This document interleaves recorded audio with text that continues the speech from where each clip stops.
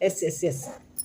If in two triangle sides of the triangles are in the same ratio of the sides of the other triangle, then their corresponding angles are equal, and hence the two triangles are similar.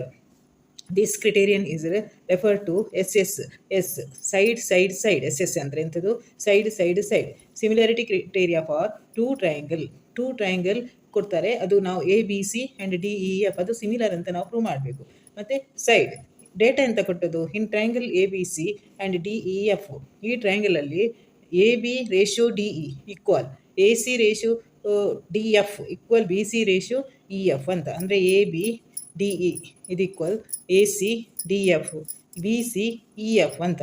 ಅದು ratio same ಅಂತ ಕೊಟ್ಟಿದ್ದಾರೆ ಅವರು. ನಾವೀಗ ಎಂತ prove ಮಾಡಲಿಕ್ಕೆ angle A equal angle D, ಈ angle ಡಿಗೆ equal B angle ಇಗೆ ಈಕ್ವಲ್ ಸಿ ಆ್ಯಂಗಲ್ ಎಫ್ಗೆ ಈಕ್ವಲ್ ಅಂತ ಆ ರೀತಿ ನಾವು ಪ್ರೂವ್ ಮಾಡಬೇಕು. And triangle ABC similar triangle DEF ಇದು ಸಿಮಿಲರ್ ಅಂತ ನಾವು ಪ್ರೂವ್ ಮಾಡಿ ತೋರಿಸಬೇಕು, ಎರಡು ಟ್ರಯಾಂಗಲ್ಸ. ನೆಕ್ಸ್ಟ್ ಕನ್ಸ್ಟ್ರಕ್ಷನ್ ಏನು ಮಾಡಬೇಕು? Construction cut DP equal AB.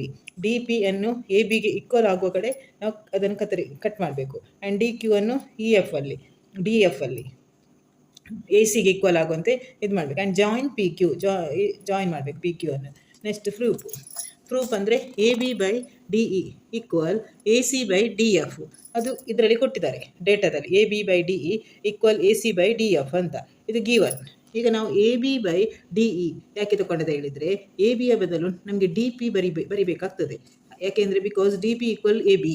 ಈಗ ನಮಗೆ ಗೊತ್ತುಂಟು ಈ ಫಿಗರಲ್ಲಿ DPಗೆ ABಗೆ ಈಕ್ವಲ್ ಆಗುವಂತೆ ನಾವು ಕಟ್ ಮಾಡಿದ್ದೇವೆ. ಆದ ಕಾರಣ ABಯ ಬದಲು ನಾವು DPಯನ್ನು ಬರಿಬೋದು, ಮತ್ತು ಸೇಮ್ ಆಗಿ ಬರೆಯುವುದು. ಅದೇ ರೀತಿ ACಗೆ AQ ಅಂತ ಈಕ್ವಲ್ ಮಾಡಬೇಕು. DP/DE equal DQ/DF.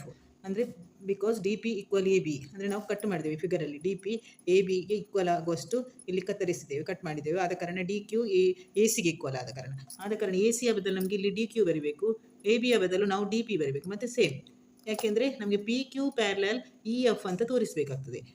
ಅದಕ್ಕೋಸ್ಕರ ನಾವು DP ಮತ್ತು DQ ಅನ್ನು ABಯ ಬದಲು ಬರೆದದ್ದು. ಈ PQ ಈ ಫಿಗರಲ್ಲಿದ್ದು ನೋಡಿ, PQ ಪ್ಯಾರಲಲ್ ಆಗಿ EFಗೆ ಪ್ಯಾರಲಲ್ ಆಗ್ತದೆ. ಇದು ದೇರ್ಫೋರ್ ಆ್ಯಂಗಲ್ P ಪ್ಯಾರಲಲ್ ಆದರೆ ಯಾವ rules? Angle P equal angle E. ಇಲ್ಲಿದು P ಆ್ಯಂಗಲ್ Eಗೆ ಈಕ್ವಲ್ ಅಂತ. ಅದೇ ರೀತಿ angle Q equal to angle ಎಫ್ಗೆ ಈಕ್ವಲ್ ಆಗ್ತದೆ ಅಂತ ತೋರಿಸಲಿಕ್ಕೆ ಆಗ್ತದೆ. ಆದ ಕಾರಣ ಇದು DPQ similar DEF. Triangle DPQ similar ಅಂತ ಹೇಳ್ಬೋದು. ಆ್ಯಂಗಲ್ ಈಕ್ವಲ್ ಮತ್ತು ಇದು ಸೈಡ್ ಈಕ್ವಲ್ ಆದ ಕಾರಣ DPQ DEF ಸಿಮಿಲರ್ ಟ್ರಯಾಂಗಲ್ ಅಂತ AA ಕ್ರಿಟೇರಿಯಾ, ಎರಡು ಆ್ಯಂಗಲ್ ಈಕ್ವಲ್ ಆದ ಕಾರಣ ಅಂತ. Therefore DP/DE equal PQ/EF. ಆದ ಕಾರಣ ನಾವು ಈಕ್ವಲ್ ಆದರೆ ಯಾವುದು ಟ್ರಯಾಂಗಲ್ ಈ ಫಾರ್ಮ್ ಇದನ್ನು ಅಪ್ಲೈ ಮಾಡ್ಬೋದು. DP/DE ಈಕ್ವಲ್ PQ/EF ಈ ರೀತಿ ನಾವು ಬರಿಬೋದು. ಸರಿಯಾಗಿ ಆಲೋಚನೆ ಮಾಡಬೇಕು. DP/DE PQ/EF, ಯಾಕೆಂದರೆ ಎರಡು ಆ್ಯಂಗಲ್ ಈಕ್ವಲ್ ಆದ ಕಾರಣ ನಮಗೆ ಈ ರೀತಿ ಬರಿಬೋದು. ದೇರ್ಫೋರ್ ಈಗ DPಯ ಬದಲು AB ಬರಿಬೇಕು, DEಯನ್ನು ಹಾಗೆ ಬರಿಬೇಕು. ನೆಕ್ಸ್ಟ್ PQ ಬದಲು PQ ಬರೆಯುವುದು. ಈಗ ಯಾಕೆಂದರೆ DP ಕನ್ಸ್ಟ್ರಕ್ಷನ್ ನಾವು ಮಾಡಿದ್ದೇವೆ ಆಗದಾಗಿ. DP ಇದ್ದಲ್ಲಿ ಪುನಃ AB ಬರೆಯುವುದು. AB/DE equal PQ/EF. AB equal DP ಅದು construction. But AB/DE equal PQ/EF. PQ ಇದ್ದಲ್ಲಿ BC ಬರಿಬೋದು, BC ಬರೆದು PQ ಇದ್ದಲ್ಲಿ BC ಬರೆದು EF given. Therefore PQ and EF is equal to BC/EF ಆ ರೀತಿ ಬರೆದು, ಯಾಕೆಂದರೆ ಇಲ್ಲಿ PQ ಇಲ್ಲಿಂದ ಬಂದದ್ದು. ನಾವು AB/DEಯ ಬದಲು ಇಲ್ಲಿ AB/DEಯ ಬದಲು ನಾವು ಇದನ್ನು ಬರಿಬೋದು, ಈ ವ್ಯಾಲ್ಯೂವನ್ನು. AB/DE ಯಾವುದಕ್ಕೆ ಈಕ್ವಲ್ ಕೇಳಿದರೆ PQ/EF. ಆದ ಕಾರಣ ನಾವು AB/DEಯ ಬದಲು PQ/EF ಅಂತ ಬರಿಬೋದು. ಇದನ್ನು ನಾವು ಪ್ರೂವ್ ಮಾಡಿದ್ದೇವೆ. AB/DE ಯಾವುದಕ್ಕೆ equal? PQ/EF. But AB/DE equal BC/EF ಆದಾಗ ಇಲ್ಲಿ ನಾವು PQ/EF ಅಂತ ಬರಿಬೋದು. ಆದ ಕಾರಣ EF ಬಿಟ್ಟು ಈಗ ಬಿಕಾಸ್ BC ಈಕ್ವಲ್ PQ, ಆದ ಕಾರಣ ಇಲ್ಲಿ ಎಂತ ಆಗ್ತದೆ? BC ಈಕ್ವಲ್ PQ ಅಂತ ನಾವು ಪ್ರೂವ್ ಮಾಡಿದ್ದೇವೆ. BC ಈಕ್ವಲ್ PQ ಅಂತ.